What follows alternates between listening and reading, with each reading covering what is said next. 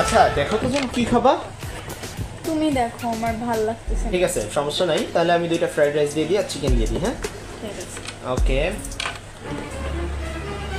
প্রিয়া, প্রিয়া তুমি এখানে কেন? তুই এখানে কেন? আমি এখানে মানে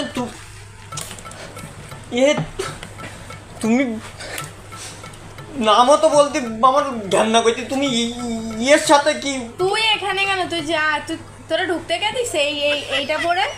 আরে তুমি একসময় আর্জেন্টিনা ছিলাম বলে তুমি আমার জন্য পাগল ছিলে, তুমি আরে তুমি এখন ওই ব্রাজিলের তোরা সাথে। এই আর্জেন্টিনার জন্য আমি তোকে ছাড়ছি, যা। বলো কি, তুমি সত্যি বলছো? হ্যাঁ। কেন? এই আপা আপনি যান,